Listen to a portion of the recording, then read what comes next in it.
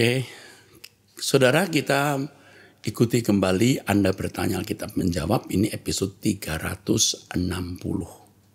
Ya, 360. Dari seorang pria usia 35 tahun, Salam Pak Eras, saya baru menikah di bulan Desember 2021. Diberkati di GSKI Rehoboth Gajah Mada. Orang tua dari istri masih beragama Buddha, agama lainnya. Walaupun ketiga anaknya sudah Kristen semua. Sejak awal pacaran dengan istri saya ini, saya sudah diinfokan oleh istri saya ini kalau memang pada akhirnya jadi menikah, pada hari pernikahan saya harus pai-pai, pegang hiu dan sembahyang di depan altar untuk menghormati leluhur. Ini menjadi pergumulan berat bagi saya pada waktu itu, ya, agak berat bagi saya untuk melakukan sembahyang seperti itu.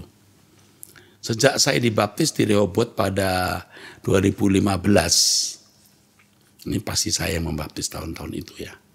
Saya sudah menghindari hal-hal seperti sembahyang leluhur, makan darah atau makanan bekas sembahyang. Namun saya merasa agak lega ketika mendengar Pak Eras mengatakan tidak apa-apa menyembah leluhur jika hanya untuk formalitas atau tujuannya menghormati orang tua atau saudara agar tidak terjadi perselisihan. Sejak saat itu saya yakin untuk menikah dengan istri saya ini karena merasa apa yang mengganjal hati saya ini sudah hilang. Beberapa bulan sebelum hari pernikahan saya berniat untuk memberitahu mama saya kalau dari pernikahan akan ada prosesi sembahyang dari rumah istri sebelum kami berangkat ke gereja. Namun niat tersebut saya urungkan karena saya tahu mama pasti tidak senang dan tidak setuju. Karena mama saya tahu kalau sebelumnya saya tidak suka melakukan hal-hal seperti sembahyang karena saya sudah dibaptis. Hal-hal ini juga tidak saya lakukan bahkan saat sebelum dibaptis. Ketika papa saya meninggal tahun 2014, saya kekeh tidak mau berlutut di depan peti mati. Saya hanya mau berdoa sambil berdiri saja. Padahal semua saudara yang hadir berlutut. Hanya saya dan mama yang tidak berlutut karena saya berpikiran bahwa saya hanya mau berlutut di hadapan Tuhan atau saat sedang berdoa saja. Beberapa hari sebelum hari pernikahan, tiba-tiba malam itu mama saya bertanya, apakah ada prosesi sembahyang di rumah istri? Mama saya tahu kalau orang tua istri masih beragama Buddha. Saat itu langsung saya memutuskan untuk jujur saja kepada mama, karena dengan berbohong saya merasa ada yang mengganjal di hati saya. Saya katakan iya ada prosesi seperti itu dan benar dugaan saya, mama saya langsung kesal dan marah. Diungkit juga hal yang terjadi ketika papa saya meninggal di 2014 di mana saya tidak mau berlutut di depan peti mati. Namun sekarang saya malah mau sembahyang leluhur istri. Saya menjelaskan kepada mama kalau di salah satu khotbah Pak Eras mengatakan tidak apa-apa sembahyang jika hanya untuk formalitas saja dan tidak ada niatan untuk menyembah atau meminta sesuatu kepada leluhur. Mendengar itu mama saya tidak bisa berkata apa-apa lagi karena beliau juga suka mendengarkan khotbah Pak Eras dan tali baptis di Rehoboth sekitar tahun 2018. Singkat cerita, acara pernikahan berjalan lancar, semua prosesi di hari tersebut berjalan sebagaimana mestinya tanpa hambatan berarti. Namun hingga saat ini di beberapa kesempatan mama saya masih mengungkit-ungkit masalah saya sembahyang leluhur di hari pernikahan seolah-olah masih tidak bisa diterima. Bagaimana caranya?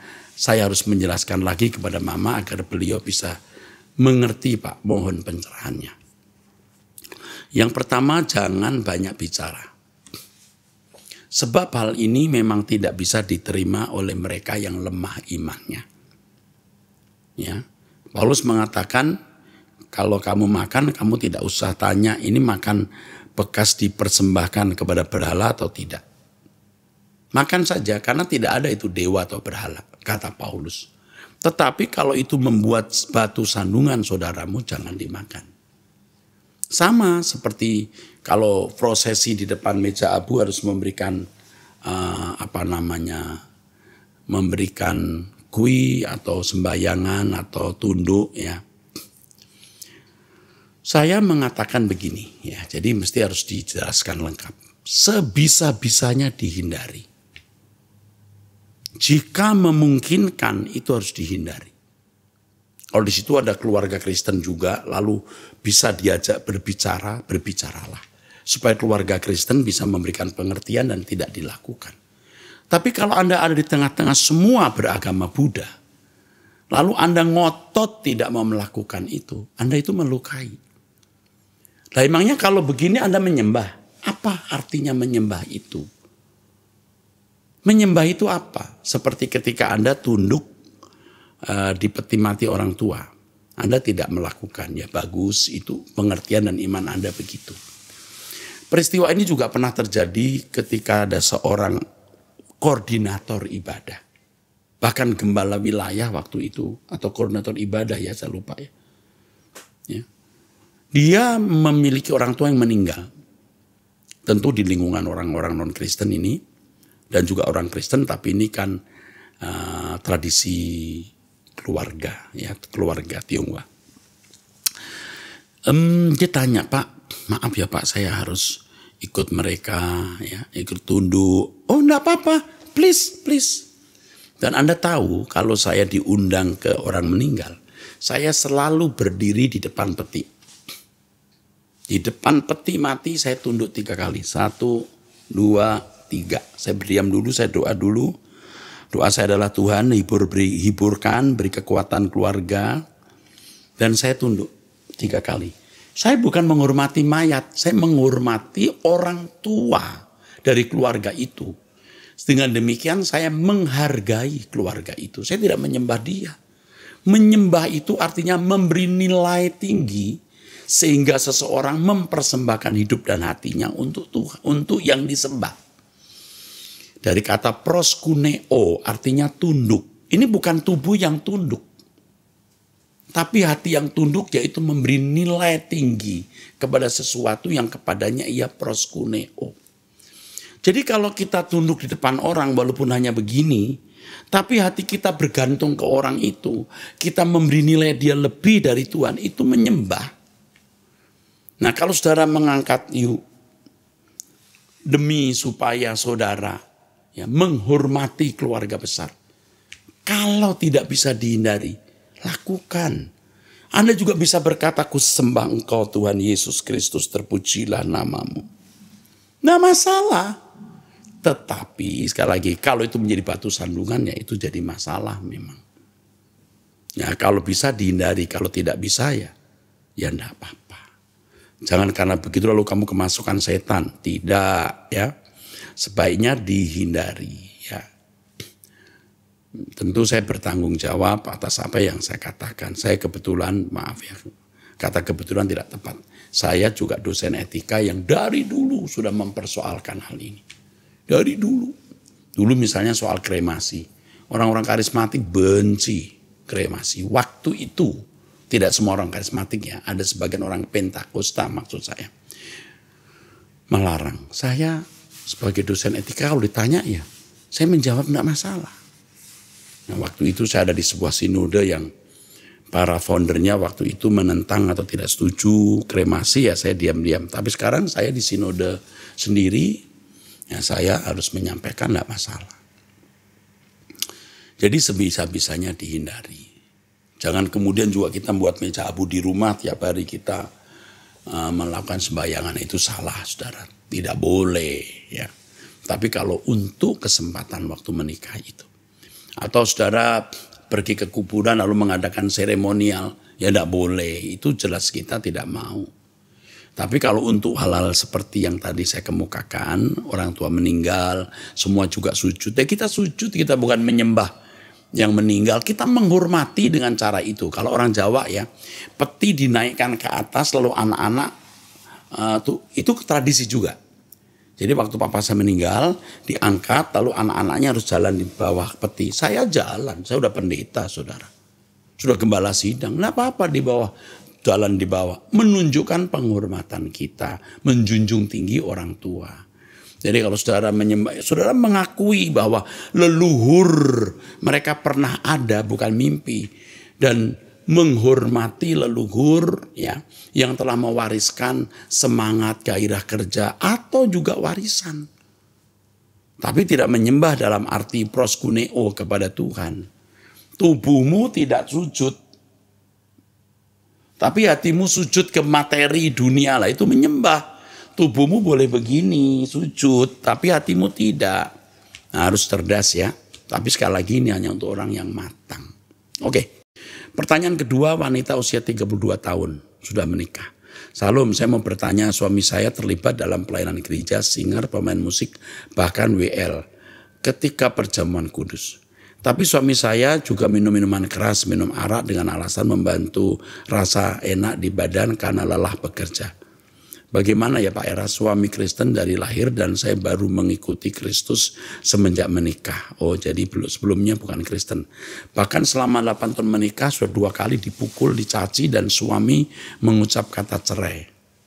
Kedua kalinya semalam tanggal 13 Januari 2022. Selalu keluar malam dan pulang dengan kondisi bau arak. Kamu ingat ini kalimat saya, suamimu akan dipukul Tuhan. Kamu tunggu aja, dia akan dipukul Tuhan. Kalau minum sesekali, maksud saya wine, waktu kita makan fine dining, ya, gitu ya. Ya, enggak apa-apa, saya juga minum di pesawat diberi red wine atau white wine, kita minum, tapi nggak mabuk, ya minum sedikit. Di luar negeri kita dihidangi bir, ya kita minum. Tapi setelah itu ya nggak minum lagi. Tidak minum tiap hari sampai mabuk. Nah, ini suamimu ini sudah termasuk ikatan atau belenggu. Dia tidak layak mestinya melayani dengan kondisi keadaan seperti ini. Suamimu tidak dewasa. Tetapi saya nasihati kamu jangan banyak bicara. Jangan mengkhotbahi dia. Kamu ikuti saya saja, ikuti Truth ID, doa bersama. Kamu menjadi teladan dan contoh walaupun sebelumnya kamu bukan orang Kristen. Kamu tunjukkan kehidupan Kristiani yang benar dari apa yang saya ajarkan di Truth ID. Doa suamimu berubah. Ini suamimu akan dipukul Tuhan ini. Saya bukan Tuhan, tapi saya sudah belajar dari pengalaman. Pria-pria seperti ini yang sudah mabok, memukul istri, mencaci maki, mengucapkan kata cerai. Tidak lama Tuhan akan hajar dia, tapi tidak membunuh dia, ya, karena Tuhan sayang dia. Tuhan tuh sayang suamimu dan sayang kamu. Tuhan akan memberi disiplin. Tunggu ya, siap ya. Kalau didisiplin, kamu ingat perkataan saya, dia akan didisiplin Tuhan. Dan percayalah, Tuhan kalau mendisiplin itu tidak akan melampaui kekuatan kita, ya. Orang tua menggampar itu tidak akan anak mati, ya. Oke. Tapi pasti akan membawa suamimu kepada pertobatan yang sejati. Kalau dia mau bertobat. Oke, itu saja jawaban saya. Pertanyaan ketiga, salam Pak Era, saya pria usia 48 tahun di Tangerang. Perkenankan saya bercerita sedikit di sekitar tahun 1999. Saya pernah ikut pendalaman Alkitab bernama STG, Sekolah Tinggi God Center. Di Hotel Ciputra. Waktu itu saya masih belum punya keluarga. Yang mengajar waktu itu adalah pendeta dari Korea. Dan istri pendeta itu adalah asisten dari pendeta Cho Yonggi yang jemaatnya ratusan ribu di Korea. Singkat cerita, saya tertarik ikut pelajarannya karena penasaran sebab beliau mengatakan ada manusia pertama sebelum Adam dan banyak sekali hal-hal yang belum pernah saya dengar yang diajarkan sampai saya tekun ikuti hampir 2 tahun. Tapi mengenai ada manusia sebelum Adam tidak terlalu masalah buat saya karena tidak menyangkut iman saya. Yang ingin saya tanyakan adalah mengenai nama Yesus yang di kitab Injil Yohanes 17 ayat 11 sampai 12, di situ perikopnya tentang doa Yesus untuk murid-muridnya. Ayat 11 berbunyi, peliharalah mereka dalam namamu, yaitu namamu yang telah engkau berikan kepadaku. Kalimat yang sama diulangi di lagi di ayat 12. Pertanyaan saya, apakah nama Bapa juga namanya Yesus? Karena Tuhan Yesus berkata, namamu engkau berikan kepadaku. Dan Filipi 2 ayat 9 sampai 10. Oh ya Pak Era, saya hampir lupa, saya ikutin Truth ID baru beberapa minggu, terutama doa pagi jam 5. Dan saya sangat diberkati, maaf ya Pak kalau ada kata-kata yang salah dan tidak berkenan, kiranya Bapak berkenan menjawabnya. Oke, terima kasih. Maaf, ini aja ya. Oke, ini satu aja. Jadi begini, kamu orang baik, kamu orang yang mau belajar, bagus ya. Saya juga sudah mendengar pengajaran pendeta yang kamu sebut ini. Sebenarnya tidak perlu mempersoalkan itu, dan menurut saya itu memang sudah sering ditulis atau sudah ada di dalam buku-buku tafsir. Karena saya sekolah di Sekolah Tinggi Teologi, pernah ada tafsiran semacam itu. Tapi itu bukan suatu yang prinsip dan menurut saya tidak benar. Tidak perlu. Alkitab mengatakan bahwa kita ada oleh satu orang. Tulisan Paulus. Jadi kalau seandainya pernah ada, ya tidak usah dipersoalkan, dan itu mendistrak juga pikiran kita. Tidak perlu, ya. Tapi baiklah, kalau Anda mau percaya silahkan, tidak ya nggak masalah. Kalau menurut saya tidak perlu dipersoalkan. Mengenai nama dari Allah Bapa. Nama Bapa Tuhan Yesus itu di Perjanjian Lama, Yahweh. Elohim atau Allah, Yahweh. Elohim itu generic name. Ya, Allah itu juga generic name, bukan proper name. Yahweh itu proper name. Jadi Allah punya nama, ya, Allah Israel, Allah Abraham, Ishak dan Yakub yang disebut Yahweh. Jadi itu nama Bapa Tuhan Yesus Kristus dan Bapa kita.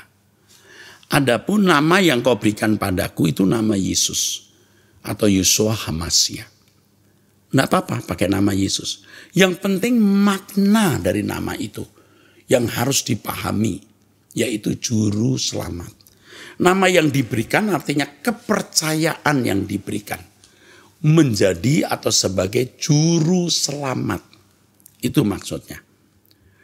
Pelihara mereka dalam namamu, yaitu namamu yang telah engkau berikan kepadaku. Maksud doa ini adalah engkau pelihara anak-anakmu agar keselamatan yang engkau berikan lewat hidupku terselenggara, terwujud di dalam hidup mereka.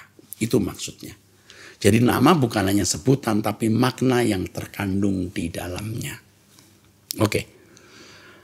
Ini ada wanita yang tidak mau disebut namanya. Oh jelas saya tidak akan sebut namanya. Usia 50 tahun ya. Dari asalnya pun tidak saya sebut lah ya. Salam Pak Erastus, saya sangat diberkati oleh setiap pengajaran Pak Erastus. Walau saya dari jemaat gereja lain. Saya lebih sering mengikuti setiap pengajaran Bapak dari YouTube. Dan itu membuat saya semakin terus membenahi diri, berkemas-kemas kepada kekekalan ya. Yang saya mau tanyakan Pak, saya bekerja sebagai pengurus kos, pengelola.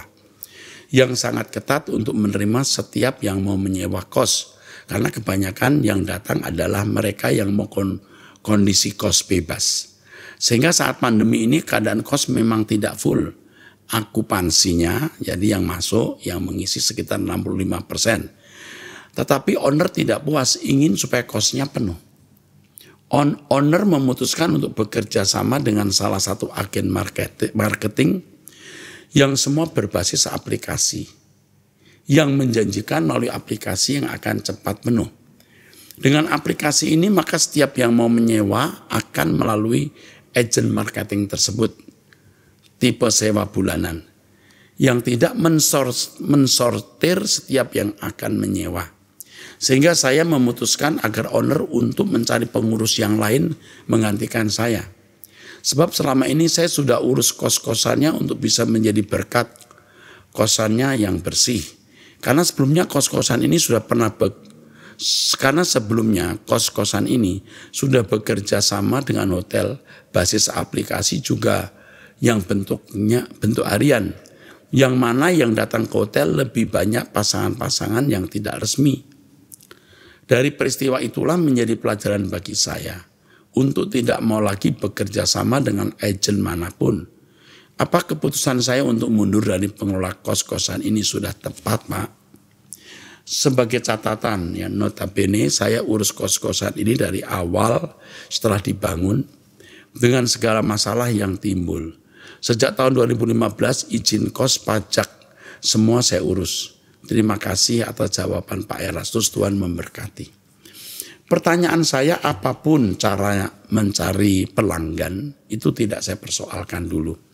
Tetapi yang dipersoalkan Anda ketika ada orang yang datang tidak resmi suami istri.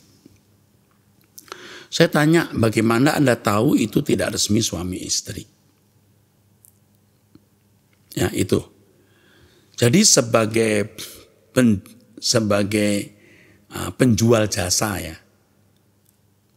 Kita tidak berhak juga, saudaraku, ya, menghakimi orang. Ini suami istri belum ya. Kecuali memang ada hukum itu.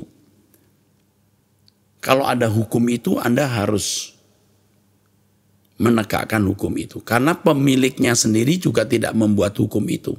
Sedangkan Anda tugasnya hanya membersihkan, lalu mengatur segala sesuatunya di situ. Seperti misalnya Anda bekerja di hotel. Lalu ada tamu 2 orang pria wanita. Kalau hotel itu mengharuskan ada surat kawin misalnya, ya Anda harus lakukan. Tapi kalau tidak, Anda hanya bekerja di sebuah tempat penjual jasa. Tetapi kalau Anda tidak sejahtera dengan keadaan ini, Anda cari pekerjaan lain. Anda cari pekerjaan lain. Sama seperti kita punya supermarket, ada barang-barang yang bisa dibeli dan itu menimbulkan sesuatu. Tapi Anda kan tidak bisa melarang karena Anda hanya jual jasa. Ya. Seperti saudara harus jual rokok. Ya, Anda tidak bisa berkata, wah saya nggak mau jual rokok. Anda hanya jual jasa. Tapi kalau tidak sejahtera, jangan lakukan. Oke? Tapi yang datang itu bukan suami istri ya. Kalau saudara jadi berkat, Anda mesti bisa bicara jadi berkat untuk mereka yang bukan suami istri bisa tidur bareng itu.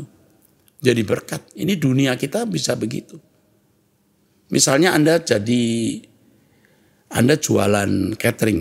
Lalu ada pasangan kumpul kebo minta catering Anda, apakah Anda nggak jual? Ya, oke, pikirkan. Tapi kalau Anda tidak sejahtera, jangan lakukan. Oke, pertanyaan berikut.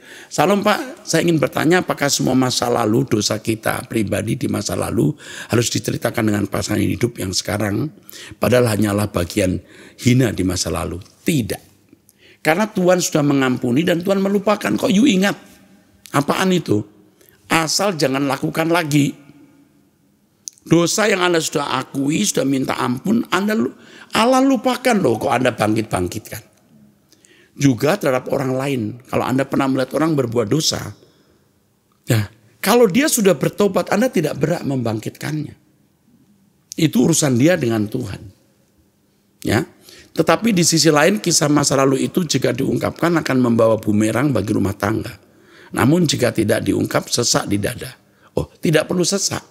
Kalau sampai terungkap berarti memang Tuhan menghendaki itu terungkap. Dan biasanya Tuhan melakukan itu supaya Anda tidak melakukan hal yang sama. Tapi kalau Tuhan sudah mengampuni, Tuhan sudah melupakan, Tuhan akan menjaga untuk tidak terungkap. Tapi saya pribadi memilih untuk memohon ampun kepada Tuhan dan menyimpannya berharap Tuhan sudah mengampuni dosa saya. Sudah, kok berharap? Sudah. Sebaiknya Anda minta ampun, tidak melakukan dosa lagi, dan Anda harus menganggap itu tidak pernah terjadi lagi. Dan tidak akan pernah terjadi. Oke?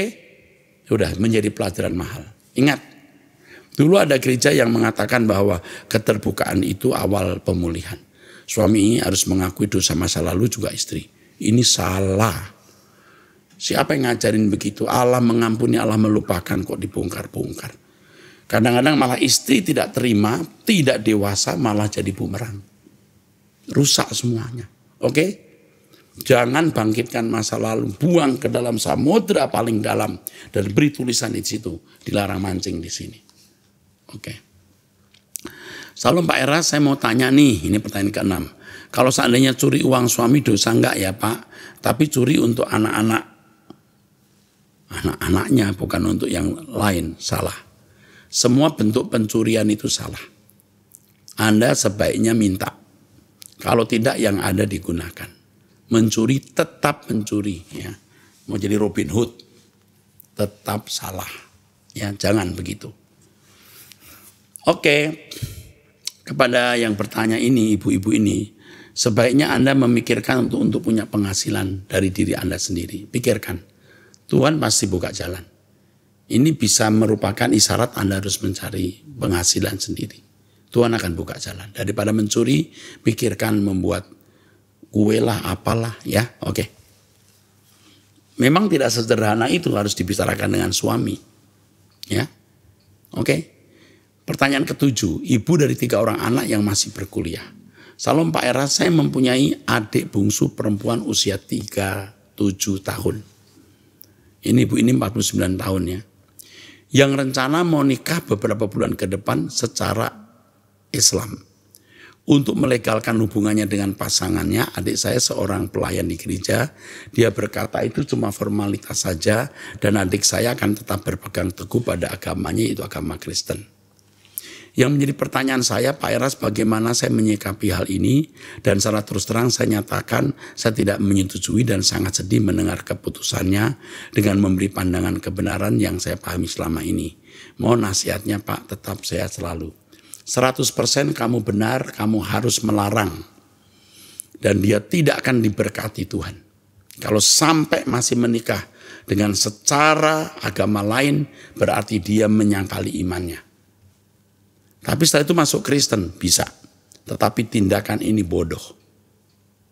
Dan dia akan menuai apa yang dia tabur itu dengan sangat menyakitkan. Masalahnya bukan sekedar soal dia diseremonialkan cara agama lain. Bukan itu masalahnya. Saya tidak yakin bahwa pasangannya ini dari Tuhan. Itu masalahnya. Yang jelas Tuhan menentang, melarang kita menikah dengan seorang yang beragama lain. Saya merasa bahwa adikmu ini sudah usia sehingga sudah tidak sudah tidak selektif lagi, sudah mau menikah saja. Ini bahaya. Larang. Ya, kasih tahu apa yang saya katakan, dia akan menuai sesuatu nanti yang menyakitkan. Masalahnya bukan seremonial agama lainnya, tetapi pasangannya bukanlah pasangan yang Allah kehendaki. Oke. Pertanyaan ke-8 terakhir. Salam Pak Era, sebelumnya saya ingin berterima kasih karena Bapak sudah menjawab pertanyaan saya di ABAM episode 343. Sudah mau hampir 2 bulan saya ikuti pengajaran Bapak lewat Ruth ID Pak, dan saya sadar ternyata selama ini saya fokus dengan diri saya sendiri dan sudah jauh dari Tuhan. Saya ingin sembuh tanpa minum obat psikiater Pak. Saya sudah putus obat sekitar 2 bulanan Pak. Saya ingin bertanya lagi soal suami. Setelah permasalahan utang online yang akhirnya dibayarkan keluarganya, ternyata dalam 2 bulan ini dia masih berutang online lagi Pak. Dengan alasan beli minuman keras sampai belasan juta rupiah Pak. Kebetulan saya lagi pulang kampung dan suami tinggal di rumah sendirian. Saya takut Pak, soalnya kalau ketahuan keluarganya sering menyalahkan saya atas utang-utang online suami saya. Saya harus bagaimana Pak menghadapi keluarganya yang sering menyalahkan saya. Beritahu bahwa uang itu dipakai untuk minuman keras. Apapun resikonya beritahu. Kalau suami suruh cerai, ya tentu jangan mau cerai. Kalau maksa, ya sudah. Jangan menikah dengan pria yang tidak membuat kamu jadi manusia. Karena dia bukan manusia yang utuh. Lebih baik kamu tidak menikah daripada menikah dengan manusia yang tidak utuh ini. Ini baru minuman, nanti belum yang lain yang membuat kamu akan menjadi tidak utuh juga. Akhir-akhir ini juga saya sadar kok, saya jadi takut mau ketemu keluarga suami saya. Seperti trauma karena sering sekali saya didatangi keluarga suami saya dengan apa yang terjadi pada kami berdua Pak. Saya sempat mengajak suami saya untuk pindah ke daerah saya aja dengan maksud agar pikirannya terbuka dan mau hidup sendiri tanpa bergantung pada keluarganya lagi. Tapi papa mertua saya tidak mengizinkan karena suami saya anak laki-laki satu-satunya yang sangat dia sayangi. Nah ini sebabnya. Orang tuanya yang merusak anaknya sendiri. Kalau suami saya utang online selalu dibantu Pak. Dan akhirnya dia nggak pernah bertobat. Utangan online sampai sekarang. Dan itu sangat membuat saya hidup dalam kecemasan setiap hari. Ini yang membuat kamu ke psikiater. Apa yang harus saya lakukan Pak? Aduh sedih. Yang pertama kamu harus ikuti Truth ID saya terus. Dan berdoa bersama dengan saya. Karena kamu akan menjadi kuat. Selain itu kamu akan diberi hikmat atau kebijaksanaan dari Tuhan.